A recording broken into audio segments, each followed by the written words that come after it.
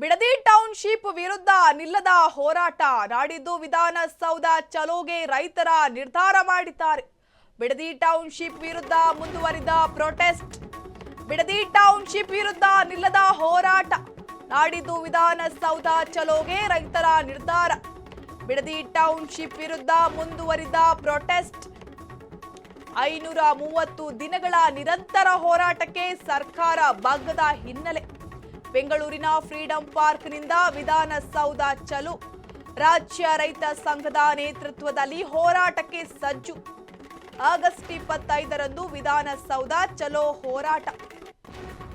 Township ಯೋಜನೆ ರದ್ದುಗೊಳಿಸುವಂತೆ ರೈತರ ಪಟ್ಟು. ಬಲವಂತವಾಗಿ ಜಿಬಿಡಿಎ ರೈತರಿಗೆ ಚೆಕ್ ವಿತರಣೆ ಮಾಡುತ್ತಿದೆ. ಪ್ರಾಣ ಹೋದ್ರೂ ನಮ್ಮ ಭೂಮಿ ಬಿಡಲ್ಲ ಎಂದು ಆಕ್ರೋಶ ವ್ಯಕ್ತಪಡಿಸಲಾಗಿದೆ.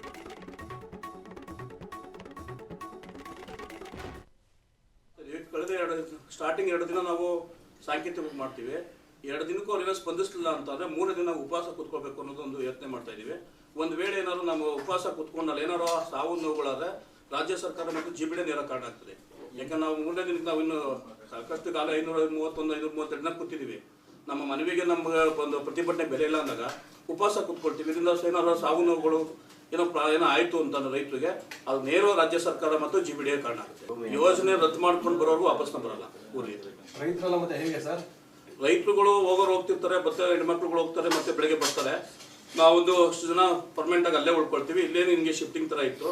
ಹಾಗೆ ಅಲ್ಲೂ ಸಹ ಹೋಗೋರು ಒಂದಿನ ಹೋಗಿ ನೆಕ್ಸ್ಟ್ ಡೇಗೆ ರೊಟೇಷನ್ ಸಿಸ್ಟಮ್ ಮಾಡ್ಕೊಂಡು ನಾವು ಅಲ್ಲೇ ಇರ್ತೀವಿ.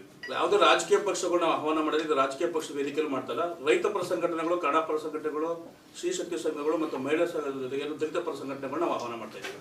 ಈಗ ಸರ್ಕಾರ ಇಲ್ಲಿ 530 ದಿನ ಕೂತ್ರು ಇಲ್ಲಿ ಬಂದು ಸಮಸ್ಯೆ ಕೇಳಲಿಲ್ಲ. ಬೆಂಗಳೂರಲ್ಲಿ ಇನ್ನೂ ಒಂದಷ್ಟು ದಿನ ಹೋರಾಟ ಮಾಡೋರು ಅವರು ನಿಮ್ಮ ಸಮಸ್ಯೆ ಆಲಿಸ್ತಾರೆ ಅಂತ ಅನ್ಸುತ್ತಾ ನಿಮಗೆ?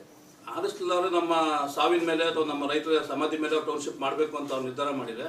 ನೋಡಿ ನಮ್ಮ ಸಾವು ಮೇಲೆ ಮಾಡ್ಬಿಡ್ಲಿ. ಫ್ರೀಡಂ ಪಾರ್ಕ್ ಉಪವಾಸ ಕೂತ್ಕೊಳ್ತೀವಿ.